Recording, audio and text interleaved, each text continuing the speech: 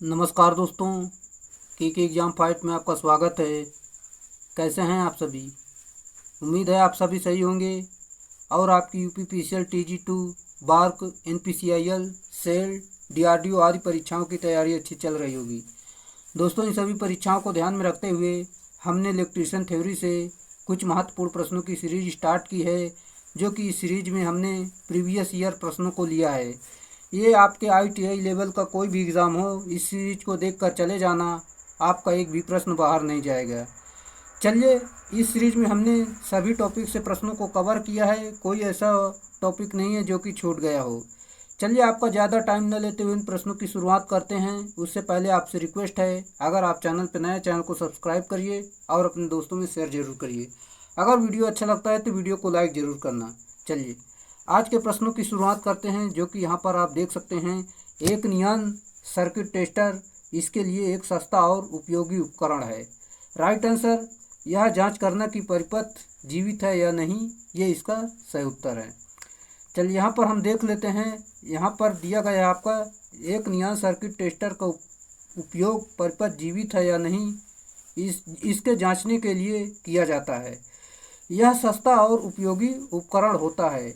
Neon tester का उपयोग phase test के लिए किया जाता है। इसका प्रयोग जो है 500 वोल्ट तक की विद्युत की उपलब्धता को जांचने के लिए किया जाता है। अगला प्रश्न, इनमें से किस प्रकार की रेती केवल अर्ध गोलाकार आकार में उपलब्ध होती है?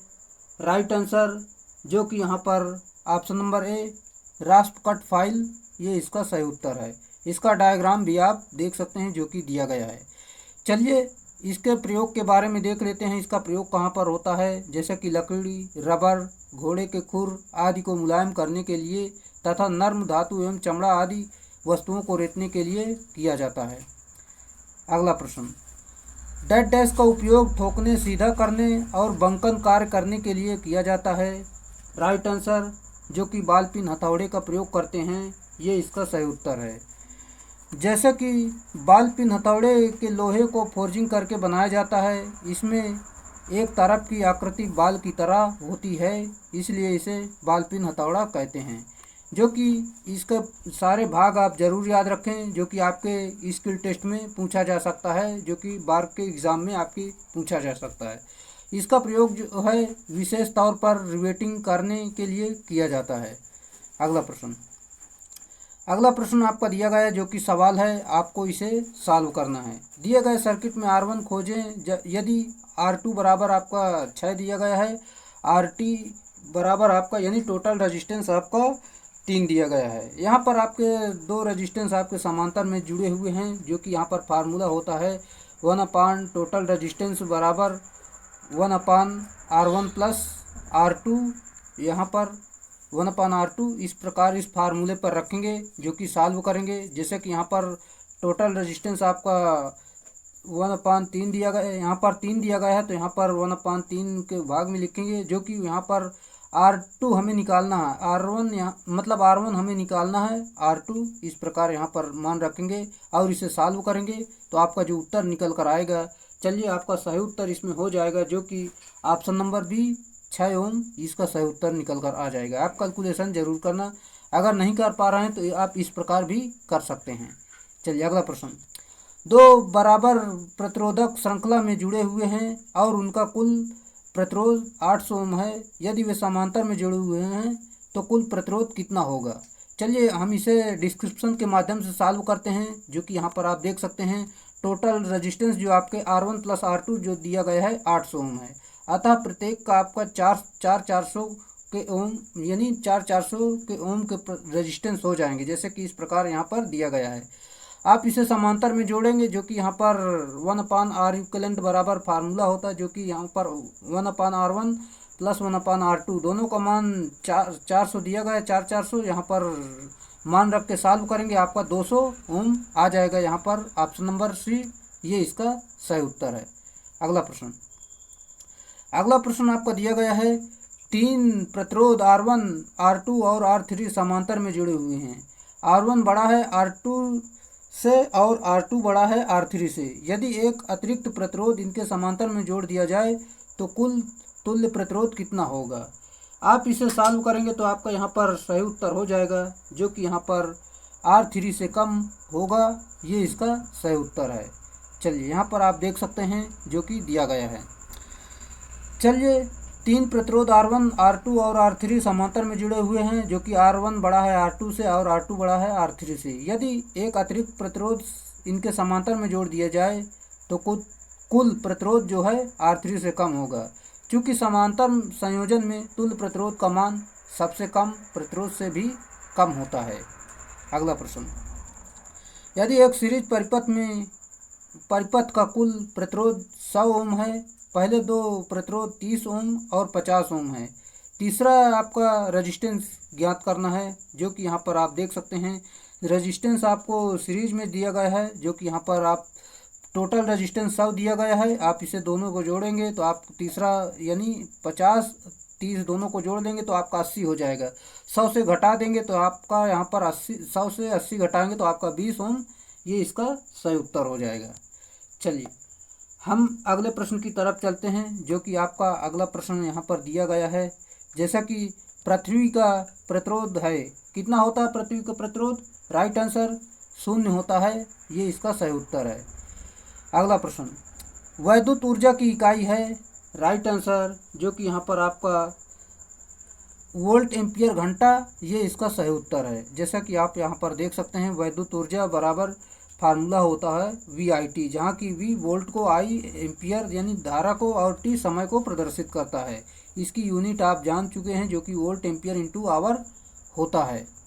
अगला प्रश्न, वैद्युत आवेश का यूनिट क्या है? आवेश का मात्रा कूलाम होता है, जो कि इसका ऑप्शन नंबर डी सही उत्तर है। वाट शक्ति का मात्रक होता, एम्पियर धारा का मात्रक होता है, वोल्ट वोल्टेज का मात्रक होता है, ये आप सभी लोग जानते ही होंगे। अगला प्रश्न, जैसा कि निम्नलिखित में से किस पदार्थ की प्रतिरोधकता सबसे कम होती है? राइट आंसर आपका, जो कि कॉपर की प्रतिरोधकता सबसे कम होती है, ये इसका सही उत्तर है। जिसकी चालकता सबसे अधिक होती है उसकी प्रतिरोधकता सबसे कम होती है, ये आप जरूर याद रखें। चलिए यहाँ पर हम आपको फिर से बता देते हैं, जिस पदार्थ में मुक्त इलेक्ट्रॉनों की संख्या सबसे अधिक होती है उसकी प्रतिरोधकता सबसे कम होती है। कॉपर की प्रतिरोधकता सबसे कम होती है क्योंकि चालक पदार्थ में सिल्वर के बाद इसका दूसरा स्थान है तथा गोल्ड का तीसरा स्थान होता है। अगला प्रश्न आपको बताना है, जो कि निम्नलिखित में से किस प्रतिरोधक का साइज अधिकतम होगा? सही उत्तर इसका हो जाएगा, जो कि यहाँ पर ऑप्शन नंबर ए 10 ओम और 50 वाट, ये इसका सही उत्तर होगा। चलिए फिर से आपको वही बता देते हैं, यदि दो रेजिस्टेंस समान कैपेसिटी के हैं तथा उनकी पावर रेटिंग अलग अलग है, जिस रेजिस्टेंस की पावर रेटिंग ज़्यादा होगी उस रेजिस्टेंस की साइज अधिक होगी, जिसकी पावर रेटिंग अधिक होगी उस रेजिस्टेंस का साइज बड़ा होगा। अगला प्रश्न आपका दिया गया है, जो कि यहाँ पर आप देख सकते हैं, जैसा कि एक परिवर्तनीय धारिता वह है जिसकी धारिता है। राइट आंसर यहाँ पर आपका हो जाएगा, जो कि यहाँ पर हाथ से रूप से या आंतरिक बल द्वारा बदली जा सकती है, ये इसका सही उत्तर है। चलिए देख लेते हैं फिर से एक बार, जो कि परिवर्तनीय धारिता वाले संधारित्रों में धारिता के मान को एक हाथ से घुमाए जाने वाले यांत्रिक बल द्वारा परिवर्तित किया जा सकता है। इस संधारित्र को आवश्यकता अनुसार इसके धारिता के मान में परिवर्तित करके प्रयोग किया जा सकता है। इसका उपयोग रेडियो रिसीवर इत्यादि के रूप में किया जाता है। अगला प्रश्न, एक संधारित्र पर रेटिंग 25 माइक्रोफैरड और 12 वोल्ट दी जाती है और इसके सिरों यानी टर्मिनल के समीप प्लस चिन्ह भी लिखा जाता है, तो संधारित्र आपको बताना है, इसका सही उत्तर आपको बताना है। राइट आंसर, जो कि यहाँ पर पॉलीकार्बोनेट, ये इसका सही उत्तर है। चलिए यहाँ पर आप देख सकते हैं, जो कि ध्रुवित संधारित्र का संयोजन जो है प्लस वह देख कर किया जाता है, जैसा कि इलेक्ट्रोलाइट, गैंग, कैपेसिटर इत्यादि होते हैं। अगला प्रश्न, निम्नलिखित में से कौन सा ध्रुवीकृत कैपेसिटर है?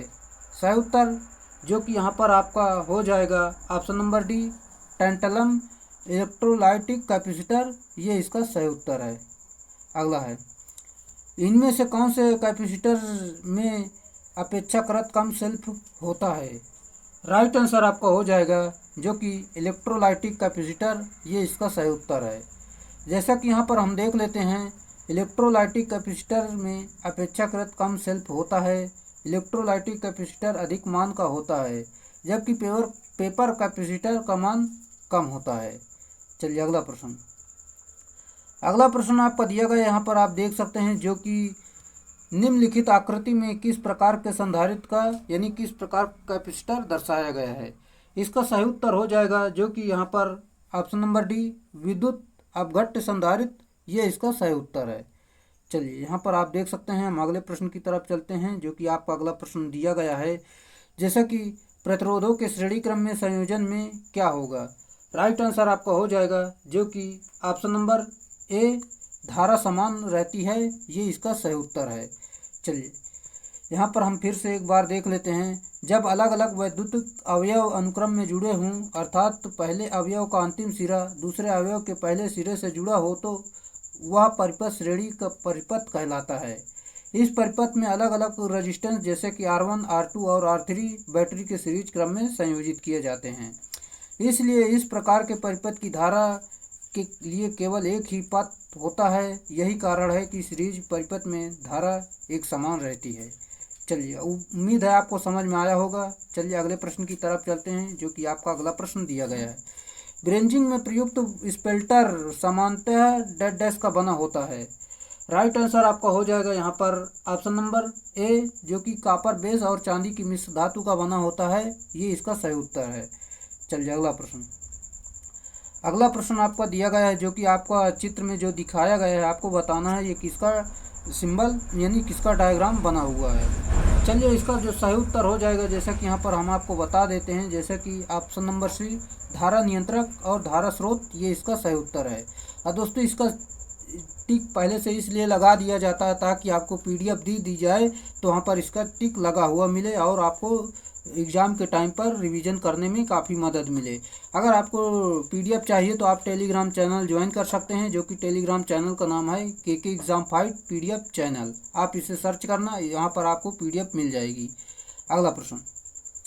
अगला प्रश्न आपका दिया गया है, अन्योन्य प्रेरण किसकी बुनियादी परिचालन सिद्धांत है। राइट आंसर यहाँ पर आपका, जो कि यहाँ पर ट्रांसफार्मर्स और मोटर जनरेटर, ये सारे इसका सही उत्तर होगा, यानी ऑप्शन नंबर ई राइट आंसर है। चलिए यहाँ पर आपको फिर से बता देते हैं, जो कि अन्योन्य प्रेरण जब पास में रखी दो कुंडली में से किसी एक कुंडली में परिवर्तनशील धारा प्रवाहित करने पर पास रखी दूसरी कुंडली में प्रेरित विद्युत वाहक बल उत्पन्न होने की घटना अन्योन्य प्रेरण कहलाती है, तथा ट्रांसफार्मर, मोटर, जनरेटर इत्यादि अन्योन्य प्रेरण के सिद्धांत पर कार्य करते हैं, जो कि यहाँ पर फार्मूला भी आप जान सकते हैं। चलिए यदि कुंडली सहयोगी हो तो यहाँ पर फार्मूला देख सकते हैं, ये सारे मान आप जरूर याद रखें। इनका मतलब जो दिया गया है यहाँ पर दिया गया, आप इसे ध्यान रख सकते हैं। अगला प्रश्न। अगला प्रश्न आपका सवाल है, जो कि आपको पहले खुद से करना चाहिए फिर बाद में देखना चाहिए। जैसे कि दो कुंडलियों में स्वप्रेरकत्व का मान क्रमशः 4 मिली हेनरी और 9 मिली हेनरी है।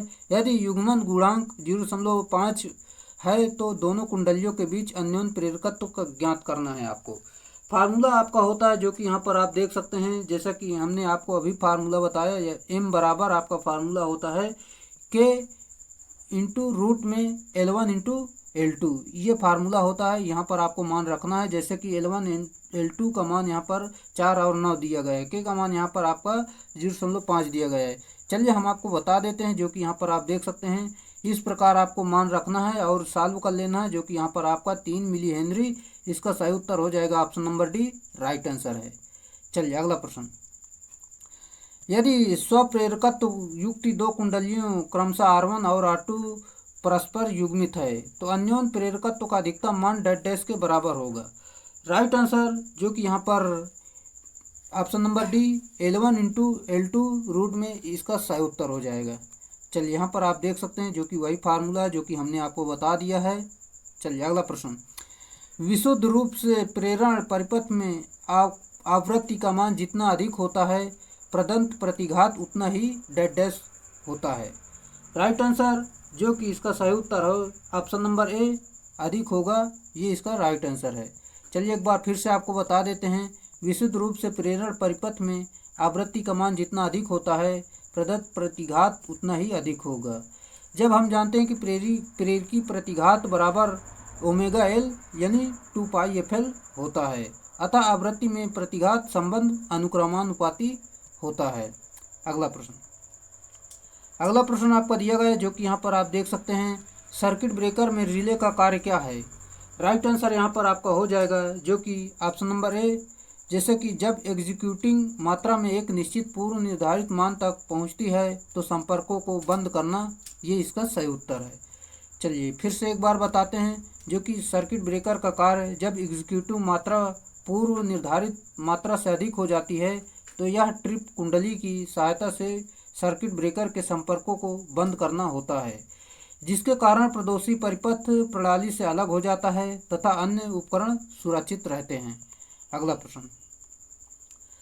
प्रश्न आपका दिया गया है, जो कि नियंत्रक उपकरण के रूप में प्रयुक्त मिनिएचर सर्किट ब्रेकर इनमें से किस प्रकार की सुरक्षा प्रदान करता है। राइट आंसर जो कि यहाँ पर ऑप्शन नंबर ए, ओवरलोड से सुरक्षा करता है, ये इसका सही उत्तर है। चलिए यहाँ पर देखते हैं, जो कि नियंत्रक उपकरण के रूप में प्रयुक्त मिनिएचर सर्किट ब्रेकर ओवरलोड तथा शॉर्ट सर्किट दोनों से सुरक्षा प्रदान करते हैं, क्योंकि दोनों स्थिति में परिपथ की धारा पूर्व निर्धारित धारा से अधिक हो जाती है तथा यह स्वप्रचलित होकर परिपथ को प्रदोष से अलग कर देती है, जिससे कि परिपथ में लगे उपयंत्र खराब होने से बच जाते हैं। अगला प्रश्न आपका दिया गया है, आयल सर्किट ब्रेकर में चिंगारी को बुझाने के लिए अनुप्रयुक्त किया गया माध्यम कौन सा है। राइट आंसर आपका हो जाएगा जो कि यहाँ पर तेल होता है, ये इसका सही उत्तर है। चलिए यहाँ पर हम देखते हैं, आयल सर्किट ब्रेकर में स्विचिंग के दौरान उत्पन्न आर्क को बुझाने के लिए विद्युत रोधी आयल का प्रयोग किया जाता है। यह तेज आर्क ऊर्जा को अवशोषित करके गैस में अपघटित हो जाता है, जिससे कि आर्क बुझाने में सहायता मिलती है। इस दौरान हाइड्रोजन गैस बनती है, जिसकी आर्क बुझाने की प्रवृत्ति अधिक होती है। अगला प्रश्न आपका दिया गया है, एक थ्री-फेजी प्रणाली में डेड डैश कोण द्वारा त्रिफेजित वोल्टाएं विस्थापित की जाती हैं। राइट आंसर जो कि यहाँ पर ऑप्शन नंबर बी 120 डिग्री, ये इसका सही उत्तर है। ये तो आपको सभी को पता होना चाहिए। जैसा कि आपको यहाँ पर कोण निकालना, तो यहाँ पर 360/n यानी इस प्रकार आप देख सकते हैं। अगर 6 का निकालना 6 से भाग देंगे, 3 का निकालना है तो 3 से भाग देंगे, जो कि यहाँ पर इस प्रकार आ जाएगा। चलिए अगला प्रश्न, किसी 3 फेज आपूर्ति में फेजों के बीच के फेज कोण डेड डैश है। सही उत्तर जो कि यहाँ पर ऑप्शन नंबर ए 120 और 240 डिग्री, ये इसका सही उत्तर है। चलिए अगला प्रश्न, जैसा कि दो प्रत्यावर्ती मात्राओं के डेड डैश के बीच अंतर को फेज अंतर कहा जाता है। सही उत्तर आपका हो जाएगा जो कि फेज कोण कहते हैं, ये इसका सही उत्तर है। जैसा कि यहाँ पर हम देख लेते हैं, दो प्रत्यावर्ती मात्राओं के फेज कोण के बीच के अंतर को फेज अंतर कहा जाता है। जहाँ प्रत्यावर्ती राशियाँ वे राशियाँ हैं जिसका मान प्रतिक्षण बदलता है, और इसके ठीक विपरीत दिष्ट राशियाँ वे राशियाँ हैं जिसका परिमाण सदैव समय के सापेक्ष नियत रहता है। अगला आपका दिया गया है, जैसा कि यहाँ पर आप देख सकते हैं, त्रि-अवयव 3 फेज वाटमीटर में दाब और धारा कुंडली के 3 समुच्चय होते हैं। कुंडली के बीच फेज कोण का अंतर डेड डैश है। राइट आंसर आपका हो जाएगा जो कि 120 डिग्री, ये इसका सही उत्तर है। चलिए यहाँ पर आप देख लेते हैं, जो कि यहाँ पर दिया गया है, कुंडली के बीच के कोण का अंतर 120 डिग्री है। यह समायोजन यानी संयोजन घूर्णी चुंबकीय क्षेत्र के लिए प्रयुक्त होता है। अगला प्रश्न, एक त्रिप्रवस्था धारावाही के एक संवाहक तार पर बैठी चिड़िया डेड डैश क्या होगा। सही उत्तर आपका हो जाएगा यहाँ पर ऑप्शन नंबर सी सुरक्षित होती है, ये इसका राइट आंसर है।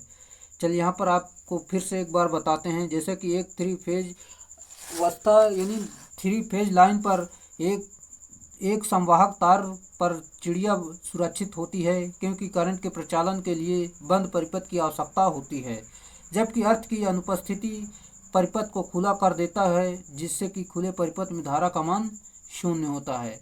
अगला आपका दिया गया है, जो कि यहाँ पर फ्लेमिंग के बाएं हाथ के नियम का अनुप्रयोग डेड डैश में पाया जाता है। सही उत्तर आपका हो जाएगा, जो कि ये तो क्वेश्चन आपको सभी को पता होना चाहिए, जो कि डिस्क धारा मोटर यानी डीसी मोटर, ये इसका सही उत्तर है। फ्लेमिंग के दाएं हाथ का नियम है जो जनरेटर में लगता है। चलिए यहाँ पर आप देख लेते हैं, इसमें जो अंगूठा गति को और तर्जनी उंगली जो है चुंबकीय लाइन की दिशा को और मध्यमा उंगली जो है धारा की दिशा को प्रदर्शित करता है।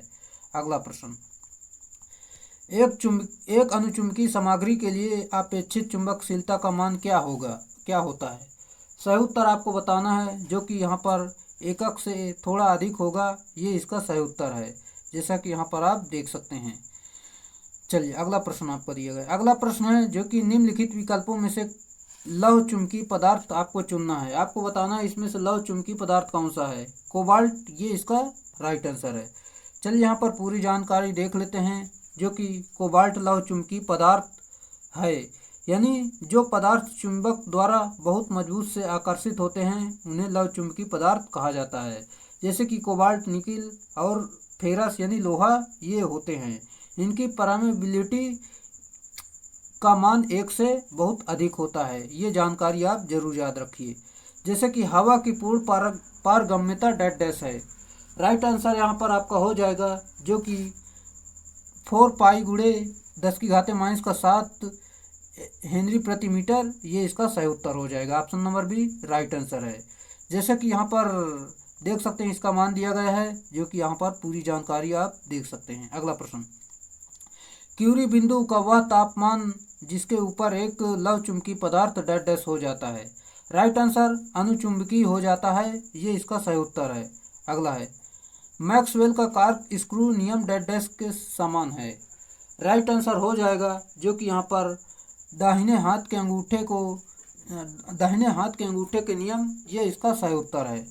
चलिए यहाँ पर आपको बताते हैं, जो कि दाहिने हाथ के अंगूठे के नियम व कार्क स्क्रू नियम चुंबकीय क्षेत्र की दिशा ज्ञात करने के लिए उपयोग किया जाता है, इसलिए ये दोनों नियम समान होते हैं।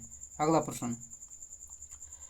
प्रश्न आपको दिया गया है, फैराडे के नियम में होने वाला ऋणात्मक चिन्ह क्या दर्शाता है। सही उत्तर आपका हो जाएगा, जो कि यहाँ पर ऑप्शन नंबर ए प्रेरित ईएमएफ और चुंबकीय प्रवाह में परिवर्तन में विरुद्ध चिन्ह होते हैं, ये इसका सही उत्तर है। चलिए अगला प्रश्न आपका है, जो कि चुंबकीय परिपथ का एमएमएफ विद्युत परिपथ के डैश डैश के सदृश होता है। राइट आंसर, जो कि ईएमएफ यानी इलेक्ट्रोमोटिव फोर्स, ये इसका सही उत्तर है। चलिए यहाँ पर आप देख सकते हैं, जो कि चुंबकीय परिपथ में फ्लक्स विद्युत परिपथ के धारा के समान होता है। अगला प्रश्न, जैसा कि चुंबकीय परिपथ में चुंबक व्याप्तता विद्युत परिपथ में डैश डैश के अनुरूप होती है। राइट आंसर, जो कि यहाँ पर ऑप्शन नंबर सी चालकता, ये इसका सही उत्तर है। चलिए यहाँ पर देख सकते हैं, जो कि फ्लक्स जो है धारा, ये इसका विद्युतीय परिपथ धारा होता है, एमएफ इसका विद्युतीय परिपथ ईएमएफ होता है, रिलक्टेंस प्रतिरोध और चुंबक व्याप्तता इसका चालकता होता है। चलिए अगला है, जैसा कि चुंबकीय परिपथ में कौन सा शब्द विद्युत शब्द करंट के अनुरूप है।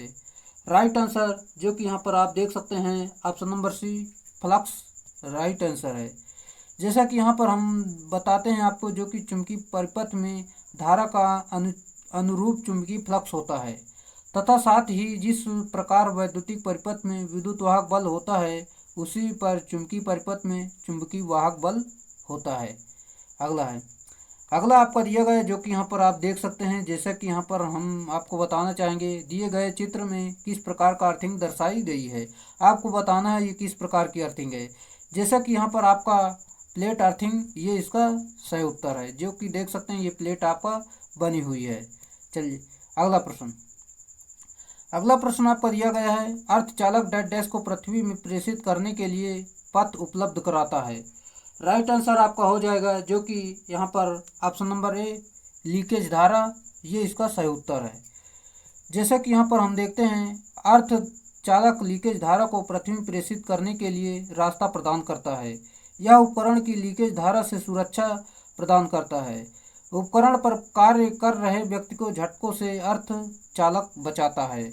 चलिए अगला प्रश्न, जैसा कि घरेलू वायरिंग में अर्थ लाइन के लिए प्रयुक्त तार तांबे का न्यूनतम आकार डैश डैश होना चाहिए। ये इसका सही उत्तर हो जाएगा, जैसा कि ऑप्शन नंबर बी 2 mm इसका सही उत्तर है। जैसा कि यहाँ पर आप देख सकते हैं, घरेलू वायरिंग के अर्थ लाइन के लिए प्रयुक्त तांबे के तार का न्यूनतम आकार 2 mm² और या 14 SWG होना चाहिए, यानी स्टैंडर्ड वायर गेज होना चाहिए। चलिए अगला प्रश्न।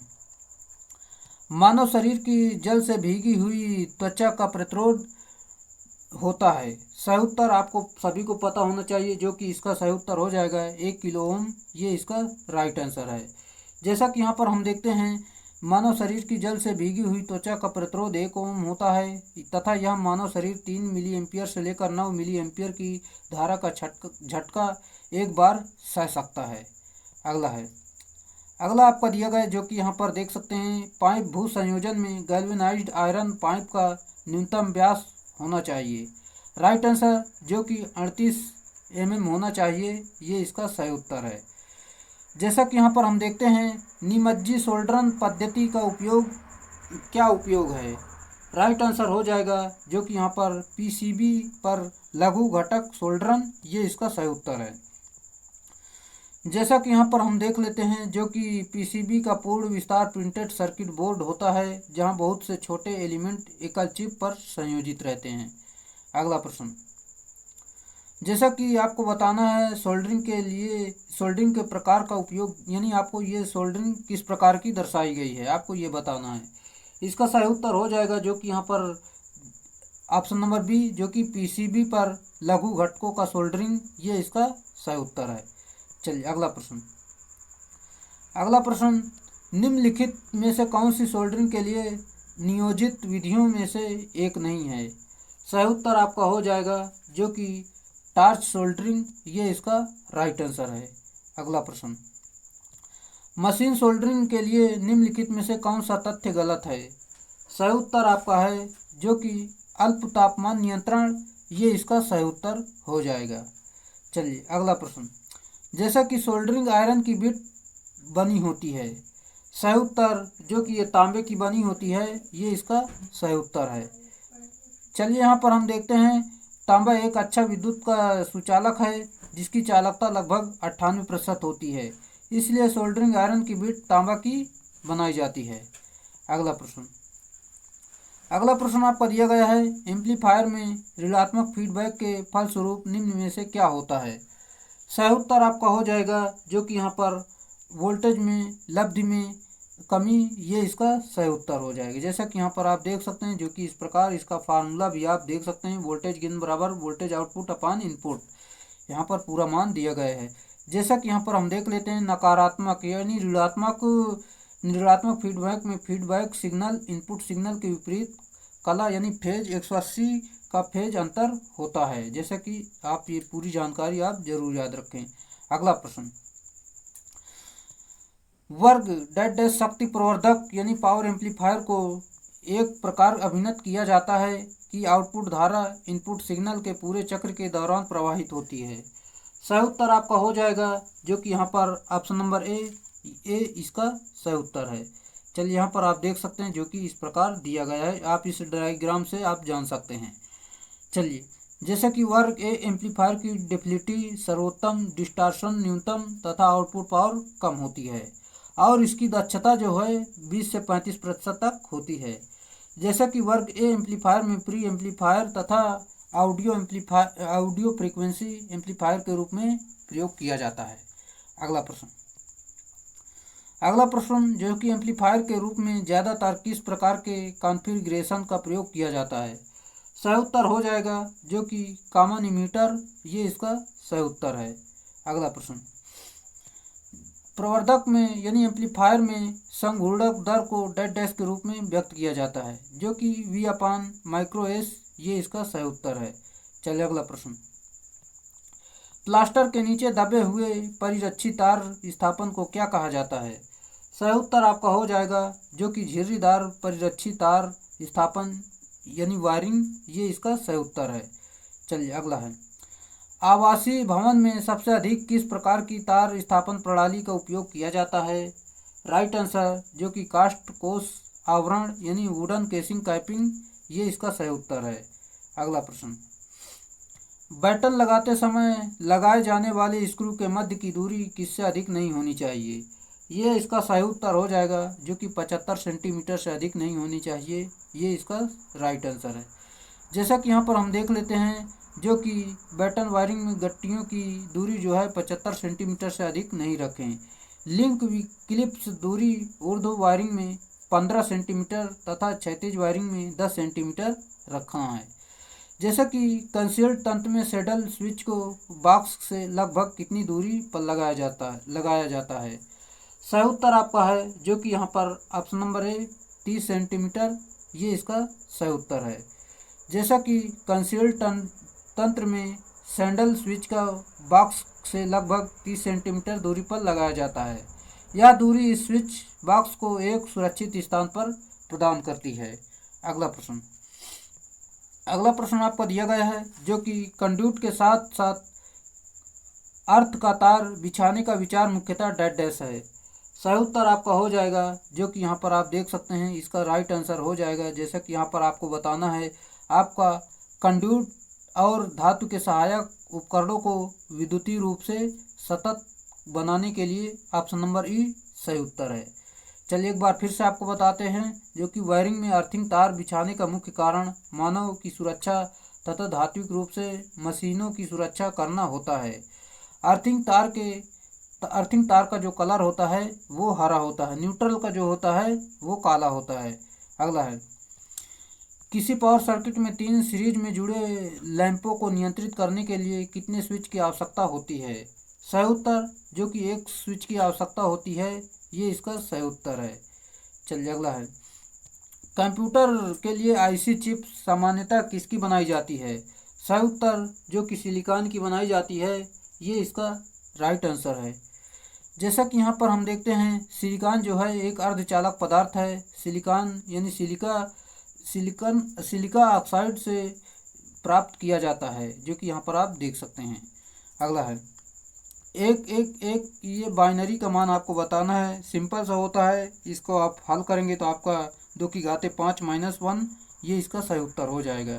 जैसा कि इस प्रकार हल किया गया आप यहाँ पर देख सकते हैं।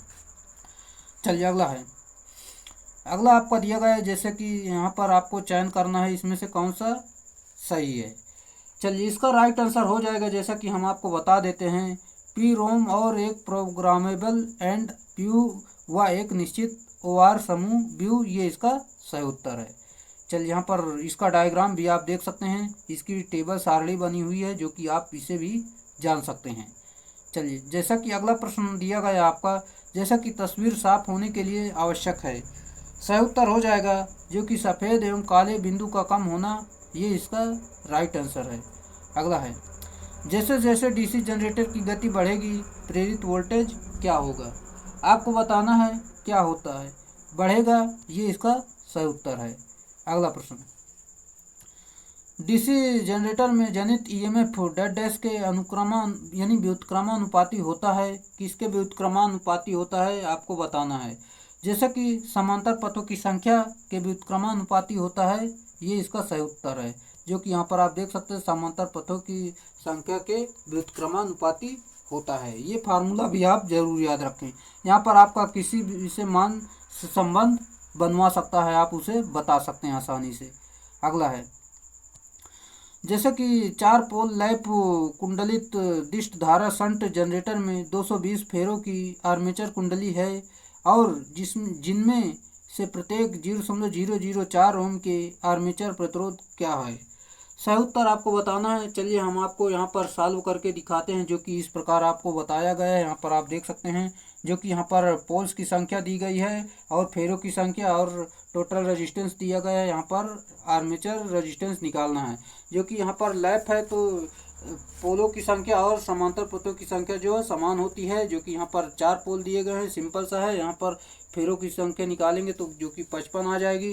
फिर इसके बाद चालू करेंगे, जो कि इस प्रकार चालू कर लेंगे, जो कि एक पथ का प्रतिरोध जो है यहाँ पर गुणा कर देंगे, आपको यहाँ पर आर्मेचर प्रतिरोध निकल कर आ जाएगा। जो कि यहाँ पर देख सकते हैं 0.055 ओम, इसका सही उत्तर हो जाएगा। Option number C right answer है। उम्मीद है आपको समझ में आया होगा। अगला प्रश्न आपका दिया गया है, जैसे कि एक 2 पोल लैप वाइंडिंग डीसी मशीन में एक चालक का प्रतिरोध 2 ओम है और चालक की कुल संख्या 100 है। आर्मेचर का कुल प्रतिरोध ज्ञात करना है। जैसा कि यहाँ पर हम सॉल्व करते हैं, जो कि यहाँ पर दिया गया है। चलिए इसका जो सही उत्तर हो जाएगा, जो कि हम पहले इसे सॉल्व कर लेते हैं। जैसा कि यहाँ पर फार्मूला आपका दिया गया है, आर्मेचर का कुल प्रतिरोध जो कि x गुणे जेड अपान ए स्क्वायर, जहाँ की x आपको चालक का प्रतिरोध और z कुल चालकों की संख्या को प्रदर्शित करता है, समांतर पथों की संख्या पर। यहाँ पर पूरा मान रखेंगे 50 ओम आपका सही उत्तर हो जाएगा, जो कि option number C right answer है। चलिए अगला प्रश्न। अगला प्रश्न आपका दिया गया है, जो कि किसी जनरेटर का विद्युत वाहक बल किस पैरामीटर पर निर्भर करता है। सही उत्तर आपका हो जाएगा, जो कि यहाँ पर जैसा कि फ्लक्स प्रति ध्रुव पर, चालक के तारों की संख्या पर, ध्रुवों की संख्या पर, उपरोक्त सभी, ये इसका सही उत्तर है, जो कि हमने आपको अभी उसी समय बताया था। यहाँ पर आप देख सकते हैं, यहाँ से पूरे मान आप निकाल सकते हैं। चलिए अगला प्रश्न। अगला प्रश्न दिया गया है यहाँ पर, जैसे कि अवशिष्ट चुंबकत्व का होना महत्वपूर्ण नहीं है यदि डीसी जनरेटर डैश डैश के रूप में संयोजित हो। सही उत्तर हो जाएगा, जैसे कि ऑप्शन नंबर डी अन्यथा उत्तेजित जनरेटर, ये इसका सही उत्तर है। जैसा कि अवशिष्ट चुंबकत्व का होना महत्वपूर्ण नहीं है यदि डीसी जनरेटर अन्यथा उत्तेजित जनरेटर यानी सेपरेटली एक्साइटेड जनरेटर हो, तब इस प्रकार के जनरेटर में अवशिष्ट चुंबकत्व नहीं होने पर भी वोल्टेज बिल्डअप होता है, क्योंकि अलग से डीसी सप्लाई द्वारा उत्तेजित होता रहता है। अगला आपका हो जाएगा, जैसा कि यहाँ पर हम देखते हैं, जब ध्रुवों का फ्लक्स दोगुना किया गया हो और गति भी दोगुनी की गई हो तो जनरेटर का प्रेरित विद्युत वाहक बल होगा। राइट आंसर, जो कि यहाँ पर आपका 4 गुना हो जाएगा, ये इसका सही उत्तर है। ये आपको बार बार एग्जाम में पूछा जाता है, आप इसे जरूर याद रखें। यहाँ पर आप देख सकते हैं। अगला प्रश्न।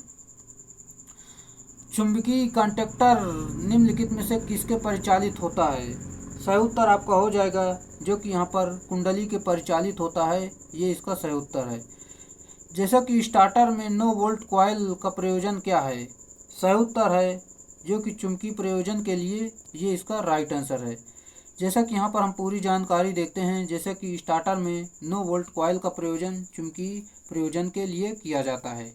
डायरेक्ट ऑनलाइन स्टार्टर यानी DOL स्टार्टर में कंडक्टर के चुंबकीय कॉइल ही 9 वोल्ट कॉइल कहलाती है। जैसा कि जो सप्लाई के असफल हो जाने पर मोटर को स्वतः ही ऑफ कर देती है, तथा स्टार्टर में ऊष्मा चालित रिले भी प्रयोग की जाती है, जिसमें 3 ऊष्माक होते हैं जो 3 फेज के श्रेणी क्रम में संयोजित होते हैं। अगला प्रश्न।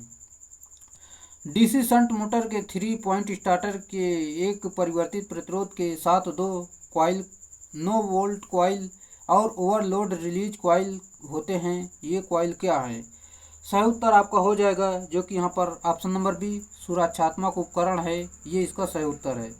जैसा कि यहाँ पर हम देख लेते हैं, जो कि 9 वोल्ट कॉइल के बारे में। इस कॉइल के 2 काम होते हैं, एक तो मोटर को चलाए रखने के लिए हैंडल को अपनी तरफ पकड़ कर रखना, और दूसरा जो काम होता है, यदि सप्लाई बंद हो जाए तो उस समय अनुचुंबकीय होकर हैंडल छोड़ देना, जिससे हैंडल वापस अपने पहले वाली स्थिति में आ जाए। चलिए अगला प्रश्न। 3 पॉइंट स्टार्टर निम्नलिखित में किसके लिए उपयुक्त होते हैं। सही उत्तर हो जाएगा, जो कि यहाँ पर आपका शंट और कंपाउंड यानी ऑप्शन नंबर ए, ये इसका सही उत्तर हो जाएगा। चलिए, जो कि 2 पॉइंट स्टार्टर जो होता है वो सीरीज के लिए होता है। अगला प्रश्न। अगला प्रश्न आपका दिया गया है, जैसा कि यहाँ पर 3 बिंदु स्टार्टर की तुलना में 4 बिंदु स्टार्टर में मूल अंतर क्या है। राइट आंसर आपका हो जाएगा, जो कि होल्डिंग कुंडली को शंट क्षेत्र से हटा दिया जाता है, ये इसका सही उत्तर है। जैसा कि यहाँ पर हम देखते हैं, 3 बिंदु स्टार्टर में होल्डिंग कुंडली यानी NVC 9 volt coil shunt field के श्रेणी क्रम में होती है, तथा मोटर की गति बढ़ाने के लिए शंट फील्ड में धारा कम करने के लिए ड्रिप हो जाती है। इससे मोटर बंद हो जाती है। इस कारण होल्डिंग कुंडली यानी NVC 9 वोल्ट कॉइल एक प्रतिरोध जाता है, जिससे कि 4 बिंदु स्टार्टर कहते हैं। अगला प्रश्न। अगला प्रश्न आपका दिया गया है, जो कि यहाँ पर आप देख सकते हैं, जैसा कि उस ट्रांसफार्मर को क्या कहा जाता है जिसमें कॉमन लेमिनेटेड कोर पर एक से अधिक प्राइमरी या एक से अधिक सेकेंडरी वाइंडिंग होती है। राइट आंसर आपका हो जाएगा, जो कि यहाँ पर ऑप्शन नंबर यहाँ पर आपको बताना चाहेंगे, जो कि option number D multiple winding transformer, ये इसका सही उत्तर है। जैसा कि यहाँ पर हम देखते हैं, ट्रांसफार्मर में एक ही लिंब पर प्राइमरी एवं सेकेंडरी वाइंडिंग करने से उसमें क्षरण फ्लक्स का मान कम हो जाता है। अगला प्रश्न, जैसा कि ट्रांसफार्मर में उस वाइंडिंग को क्या कहते हैं जो आपूर्ति से जुड़ी होती है? राइट आंसर आपका हो जाएगा, जो कि यहाँ पर प्राइमरी वाइंडिंग से जुड़ी होती है, ये इसका सही उत्तर है। जैसा कि यहाँ पर हम देखते हैं, ट्रांसफार्मर में जिस वाइंडिंग को सप्लाई से जोड़ा जाता है उसे प्राथमिक वाइंडिंग कहा जाता है। ट्रांसफार्मर में दो वाइंडिंग होती हैं, प्राथमिक तथा द्वितीयक वाइंडिंग। लोड को हमेशा द्वितीयक वाइंडिंग से जोड़ा जाता है, जैसा कि यहाँ पर आप देख सकते हैं जुड़ा हुआ है, जो कि इस प्रकार दिया गया है डायग्राम। अगला प्रश्न, जैसा कि ट्रांसफार्मर में शॉर्ट सर्किट टेस्ट का मुख्य उद्देश्य क्या है? सही उत्तर कॉपर लॉस, ये इसका सही उत्तर है। जैसा कि यहाँ पर 50 किलोवोल्ट एम्पियर के नीचे छोटे ट्रांसफार्मर में कैसा शीतलन प्रयुक्त होता है? राइट आंसर आपका हो जाएगा, जो कि यहाँ पर ऑप्शन नंबर ए वायु शीतलन, ये इसका सही उत्तर है। जैसा कि इसमें देखते हैं हम, इसमें तेल की आवश्यकता नहीं होती है, ये सिर्फ वायु से शीतलित हो जाता है। अगला प्रश्न, निम्नलिखित में से किस विधि में एक वितरण प्रणाली को एक पावर ट्रांसफार्मर का शीतलन किया जाता है? सही उत्तर आपका हो जाएगा, जो कि यहाँ पर आयल शीतलन विधि, ये इसका सही उत्तर है। जैसा कि आपको फिर से बताना चाहेंगे, जो कि वितरण प्रणाली में एक पावर ट्रांसफार्मर का शीतलन आयल शीतलन से किया जाता है। इस आयल में नमी को मुक्त होना चाहिए। नमी उसके अचालक गुण को घटा देती है। तेल में नमी के प्रवेश को रोकने के लिए ब्रीदर का प्रयोग किया जाता है। चलिए अगला है, जैसा कि आमतौर पर 100 किलोवोल्ट एम्पियर तक के निम्न क्षमता वितरण परिणामित्र के लिए किस प्रकार की शीतलन विधि का उपयोग किया जाता है? राइट आंसर आपका हो जाएगा, जो कि यहाँ पर प्राकृतिक वात शीतलन का प्रयोग करते हैं, ये इसका सही उत्तर है। जैसा कि यहाँ पर हम देखते हैं, 100 किलोवोल्ट से कम क्षमता वाले वितरण ट्रांसफार्मर में प्राकृतिक वायु शीतलन का उपयोग किया जाता है, जबकि 100 किलोवोल्ट एम्पियर से अधिक क्षमता के लिए हाइड्रोजन शीतलन का उपयोग किया जाता है, जहां शीतलन का तात्पर्य मशीन द्वारा जनित हीट को वातावरण में प्रेषित करना होता है। अगला है, यदि ट्रांसफार्मर को नियोजित शीतलन के आधार पर वर्गीकृत किया जाए तो निम्न में से कौन सा ट्रांसफार्मर का वैध प्रकार नहीं है? सही उत्तर आपका हो जाएगा, जो कि यहाँ पर ऑयल ब्लास्ट टाइप, ये इसका सही उत्तर है। जैसा कि यहाँ पर हम देखते हैं, ऑयल नेचुरल, एयर नेचुरल, यहाँ पर देख सकते हैं इस प्रकार, ये इतने प्रकार के दिए गए, जैसे कि शीतलन के आधार पर परिणामित यानी ट्रांसफार्मर मुख्यतः निम्न प्रकार के होते हैं, ये सारे प्रकार के होते हैं, आप इसे जरूर याद रखें। जबकि ऑयल ब्लास्ट प्रकार ट्रांसफार्मर शीतलन प्रकार का नहीं होता है। चलिए अगला प्रश्न, यहाँ पर आपको बताना चाहेंगे, जो कि ट्रांसफार्मर के लिए निम्नलिखित शीतलन विधियों का विचार आपको करना है। इसमें से आपको बताना है आपको इसमें से कौन सा सही है। चलिए हम आपको बता देते हैं, जो कि इसका सही उत्तर हो जाएगा, जैसा कि यहाँ पर वायु प्राकृतिक और यहाँ पर वायु प्रबलित, यानी ऑप्शन नंबर डी इसका सही उत्तर हो जाएगा, जो कि यहाँ पर आप देख सकते हैं। चलिए यहाँ पर फिर से आपको बताते हैं, जो कि दिए गए विकल्पों में शुष्क प्रकार के ट्रांसफार्मर के लिए वायु प्राकृतिक तथा वायु प्रबलित शीतलन पद्धति का प्रयोग किया जाता है। साथ ही शीतलन से तात्पर्य के दौरान वाइंडिंग के अति तापन के कारण जो उत्पन्न होती है, उसे किसी भी माध्यम द्वारा वायु में विकृत करने का तरीका शीतलन होता है। अगला आपका दिया गया है, जो कि यहाँ पर निम्न में से कौन से फ्रीक्वेंसी मीटर में एक प्रतिरोध के माध्यम से एसी मेन से जुड़ा लेमिनेटेड कोर विद्युत चुंबक होता है? सही उत्तर आपका हो जाएगा, जो कि वाइब्रेटिंग रीड फ्रीक्वेंसी मीटर, ये इसका सही उत्तर है। जैसा कि यहाँ पर आप डायग्राम देख सकते हैं, ये इस प्रकार जुड़ा हुआ है। चलिए यहाँ पर हम आपको बताना चाहेंगे, इस मीटर में नर्म लोहे की पत्ती या आर्मेचर होता है। आर्मेचर इलेक्ट्रोमैग्नेट प्रभावित करता है। जैसा कि आर्मेचर को इलेक्ट्रोमैग्नेट के पोलों के नीचे फिट किया जाता है तथा एक लंबी धातु की बार से जुड़ा रहता है। इस बार पर कई रीढ़ या पत्तियां लगी रहती हैं, जिनकी लंबाई पृथक पृथक रखी जाती है। प्रत्येक रीढ़ का एक सिरा बार को मजबूत रूप से जुड़ा होता है, दूसरा सिरा कंपन करने के हेतु स्वतंत्र रहता है। अगला प्रश्न हमारा दिया गया है, जो कि यहाँ पर आप देख सकते हैं, वायु घर्षण द्वारा अवमंदन बलाघूर्ण किसके द्वारा विकसित होता है। सही उत्तर आपका हो जाएगा, जो कि यहाँ पर ऑप्शन नंबर बी, चालित सिस्टम यानी गतिमान लंब पर चालित वेन द्वारा, ये इसका सही उत्तर है। जो कि यहाँ पर हम देख सकते हैं पूरी जानकारी। वायु घर्षण डैम्पिंग में एक चैम्बर में एक पिस्टन लगा होता है। जब पिस्टन आगे बढ़ता है तो उसके साथ जुड़ा पिस्टन भी चलता है। इसी कारण पिस्टन के ओर एक ओर दबाव घटता है तथा बाहरी ओर हवा की अधिक दबाव के कारण खाली स्थान को भरने का प्रयत्न करती है। इस कारण से पिस्टन व मूविंग भाग में रुकावट उत्पन्न होती है। यह रुकावट पिस्टन की गति पर निर्भर करती है। पॉइंटर आगे पीछे की तेज गति से रुकावट डालता है, जिससे पॉइंटर की डैम्पिंग होती है व सुई का कंपन रुक जाता है। चलिए अगला प्रश्न आपको दिया गया है, जैसे कि ओम मीटर जो सीधे एक सर्किट के प्रतिरोध को ओम में माप सकता है, निम्नलिखित में से किसमें निहित होता है।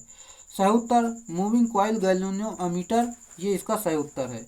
चलिए, जैसा कि यहाँ पर हम देखते हैं, यूनिवर्सल मोटर किस प्रकार के मशीनों के सिद्धांत के अनुसार ही कार्य करती है। राइट आंसर आपका हो जाएगा, जो कि यहाँ पर आपका, जैसा कि यहाँ पर हम आपको बता देते हैं, यूनिवर्सल जो मीटर होती है ये आपके डीसी मोटर के कार्य करती है, ये इसका सही उत्तर है। चलिए, हम यहाँ पर आपको बताना चाहेंगे, जैसे कि यूनिवर्सल मोटर डीसी मोटर के मशीन के सिद्धांत पर कार्य करती है। यह मशीन जो है एसी तथा डीसी दोनों प्रकार की सप्लाई पर कार्य करने में उपयोगी होती है। आम जीवन में सिलाई मशीन में इसका प्रयोग किया जाता है और फूड मिक्सर में भी करते हैं। चलिए, अगला है, निम्न में से किस प्रकार के मोटरों का उपयोग उन अनुप्रयोगों में किया जाता है जहां मोटर की गति को गियर ट्रेन द्वारा कम किया जाता है। उदाहरण के लिए पेय, खाद्य, मिक्सर, पोर्टेबल ड्रिल, घरेलू सिलाई मशीन इत्यादि में करते हैं। ये तो आपकी यूनिवर्सल मोटर होती है। Option number D right answer है। चलिए, ये पूरी जानकारी हम आपको बता चुके हैं। चलिए, हम अगले प्रश्न की तरफ चलते हैं, जो कि आपका अगला प्रश्न दिया गया है, निम्न में से यूनिवर्सल मोटर की एक उत्कृष्ट विशेषता क्या है। सही उत्तर हो जाएगा, जो कि यहाँ पर ऑप्शन नंबर डी, उच्चतम आउटपुट किलोवाट अपान किलोग्राम अनुपात, ये इसका सही उत्तर होगा। जैसा कि यहाँ पर हम देखते हैं, यूनिवर्सल मोटर की विशेषता है, यह मोटर प्रायः एक ऐसी डीसी दोनों सप्लाई यानी एसी और डीसी यानी आपकी एसी और डीसी दोनों सप्लाई के साथ कार्य करती है। इसकी संरचना डीसी मशीन के समान होती है। अगला प्रश्न, जैसा कि दिए गए विकल्पों में कौन सा सार्वत्रिक मोटर का एक लाभ है। राइट आंसर आपका हो जाएगा, जैसे कि ऑप्शन नंबर डी, समायोज्य गति से चलता है, ये इसका सही उत्तर है। जैसा कि हम अगले प्रश्न की तरफ चलते हैं, जो कि आपका डेड डैश को लगभग एक ही गति और आउटपुट पर डायरेक्ट या सिंगल फेज एसी आपूर्ति पर संचालित किया जाता है। राइट आंसर आपका है, जो कि यूनिवर्सल मोटर, ये इसका सही उत्तर है। ये पूरी जानकारी एक बार फिर से आपको बताते हैं, ताकि आपको पूरा कॉन्सेप्ट यहीं पर क्लियर हो जाए। जैसा कि यूनिवर्सल मोटर को लगभग एक ही गति और आउटपुट पर डायरेक्ट या सिंगल फेज एसी आपूर्ति पर संचालित किया जाता है। यह महत्वपूर्ण तथ्य सदैव ज्ञात रहे कि यद्यपि यूनिवर्सल मोटर डीसी सीरीज प्रकार की होती है, फिर भी इसकी गति को गियर ट्रेन की सहायता से समायोजित किया जा सकता है। इसे घरेलू मिक्सर इत्यादि उपकरणों में काम में लिया जा सकता है। अगला प्रश्न आपका दिया गया है, जैसे कि 2 पोल और 3 फेज इंडक्शन मोटर में 3 फेज वाइंडिंग एक दूसरे के साथ कितनी दूरी पर होते हैं। राइट आंसर आपका हो जाएगा, ये तो सिंपल सा है, 120 डिग्री, ये इसका सही उत्तर है। इस सवाल को हमने पहले ही बताया था, आप इसे देख सकते हैं। चलिए, अगला प्रश्न आपका दिया गया है, जो कि स्टार डेल्टा स्टार्टर विधि में प्रत्येक फेज वाइंडिंग में वोल्टेज किसके बराबर होता है, जहां की लाइन वोल्टेज दिया गया है। जो कि यहाँ पर आपका सही उत्तर हो जाएगा, जो कि लाइन वोल्टेज बटे √3, ये इसका सही उत्तर है। जैसा कि यहाँ पर हम आपको बता देते हैं, इस प्रकार आप इसे देख सकते हैं, जो कि यहाँ पर दिया गया है। अगला प्रश्न आपका दिया गया है, जो कि एक इंडक्शन मोटर में ग्रास आउटपुट पावर कितनी होती है। सही उत्तर आपका हो जाएगा, जो कि रोटर पावर की वन माइनस स्लिप गुना, ये इसका सही उत्तर है। चलिए यहाँ पर आप देख सकते हैं जो कि इस प्रकार दिया गया है, जैसे कि रोटर पावर आउटपुट बराबर 1 माइनस स्लिप रोटर इनपुट, ये इसका पूरा सूत्र होता है, आप इसे जरूर याद रखें। जैसा कि अगला प्रश्न आपका दिया गया है, जीना डायोड में कितने पीएन जंक्शन होते हैं? सही उत्तर जो कि यहाँ पर ऑप्शन नंबर ए 1 होता है, ये इसका सही उत्तर है। जैसा कि यहाँ पर हम देख लेते हैं, जीना डायोड में पीएन डायोड में एक जंक्शन होता है। जेना डायोड व एवलांचे डायोड को रिवर्स ब्रेकडाउन रीजन में संचालित करते हैं, क्योंकि इनको एक वोल्टेज रेगुलेटर की तरह प्रयोग किया जाता है। इसमें भारी मात्रा में डोपिंग की जाती है। अगला है, निम्न में से कौन सा स्रोत प्रतीपक का उदाहरण नहीं है? राइट आंसर आपका हो जाएगा जो कि ऑप्शन नंबर बी डायोड, ये इसका सही उत्तर है। चलिए अगला प्रश्न, एक डायोड में ऊष्मा क्यों उत्पादित होती है, इसका कारण आपको बताना है। सही उत्तर जैसा कि डायोड के माध्यम से प्रवाहित धारा के कारण, ये इसका सही उत्तर है। अगला प्रश्न, डायोड में रिवर्स रिकवरी करंट यानी धारा निम्न में से किस पर निर्भर करती है? सही उत्तर जो कि यहाँ पर अग्रसित क्षेत्र धारा, ये इसका सही उत्तर है। अगला है, निम्न में से कौन सा सिग्नल डायोड है? राइट आंसर जैसा कि यहाँ पर OA79, ये इसका सही उत्तर है। चलिए अगला है, जैसा कि डायोड के कार्य करने की क्षमता निम्नलिखित विकल्पों में से किस पर निर्भर करती है? सही उत्तर हो जाएगा जो कि तापमान के प्रभाव पर निर्भर करती है, ये इसका सही उत्तर है। जैसा कि पीएन डायोड में पी व एन प्रकार के अर्धचालकों से बना होता है। तापमान में परिवर्तन से अर्धचालकों की चालकता में परिवर्तन होता है। उच्च ताप में चालकता बढ़ती है। अगला है, एक डायोड की स्विचन आवृत्ति डैश डैश पर निर्भर करती है। सही उत्तर आपका हो जाएगा जो कि उत्क्रम पुनर्प्राप्ति एक काल, ये इसका सही उत्तर है। जैसा कि यहाँ पर हम देखते हैं, एक डायोड को रिवर्स रिकवरी टाइम का समय अंतराल है, जिसमें डायोड अपनी अवस्था को फॉरवर्ड बायस से रिवर्स बायस करता है। अगला प्रश्न आपका दिया गया है जो कि यहाँ पर आप देख सकते हैं, यूनिवर्सल मोटर डैश डैश पर चलती है। यूनिवर्सल मोटर जो होती है एसी और डीसी दोनों पर चलती है, यानी हम आपको यहाँ पर बता देते हैं एसी और डीसी दोनों सप्लाई पर समान स्पीड से चलती है। जैसा कि यहाँ पर यूनिवर्सल मोटर एसी और डीसी दोनों समान सप्लाई पर चलती है। यूनिवर्सल मोटर सीरीज बाउंड तथा उच्च प्रारंभिक बलाघूर्ण वाली होती है। समान वोल्ट तथा लोड पर इनकी गति बहुत अधिक होती है। अगला प्रश्न आपका दिया गया है, जैसा कि capacitor start single phase motor का स्टार्टिंग बलाघूर्ण होता है। राइट आंसर आपका हो जाएगा जो कि यहाँ पर निर्धारित बलाघूर्ण से अधिक होता है, ये इसका सही उत्तर है। जैसा कि यहाँ पर हम देख लेते हैं, capacitor start single phase starting torque निर्धारित टार्क से उच्च होता है, क्योंकि इसकी सहायक वाइंडिंग के सीरीज क्रम में कैपेसिटर लगा होता है, जो स्टार्टिंग के समय उच्च धारा को लेता है, जिसके कारण टार्क का मान अधिक हो जाता है। अगला प्रश्न आपका दिया गया है, यूनिवर्सल मोटर क्या है? यूनिवर्सल मोटर वह है जो एसी और डीसी, एसी के साथ साथ डीसी पर भी चल सकती है, ये इसका सही उत्तर है, जो कि ऑप्शन नंबर सी ये इसका सही उत्तर है। चलिए आज के ये थे हमारे प्रश्न, जो कि हमने सारे प्रश्नों को कंप्लीट किया है, जो कि व्याख्या सहित। अगर दोस्तों ये लगभग 150 प्रश्नों को आप 4 से गुणा करेंगे तो आपका 450 प्रश्न बन जाते हैं। अगर ये रोज़ ये आपका मॉक टेस्ट की तरह काम करता है। ये अगर लगातार आप अपनी एग्ज़ाम तक ये सीरीज लेते रहेंगे तो आपका कोई भी प्रश्न बाहर नहीं जाएगा। चलिए, अगर आप चैनल पे नए हैं, चैनल को सब्सक्राइब कर लीजिए। अगर वीडियो अच्छा लगा हो तो वीडियो को लाइक कर दीजिए, अपने दोस्तों में शेयर जरूर करिए। चलिए आज के लिए इतना ही रखेंगे, फिर मिलेंगे स्टूडियो में, तब तक के लिए बाय।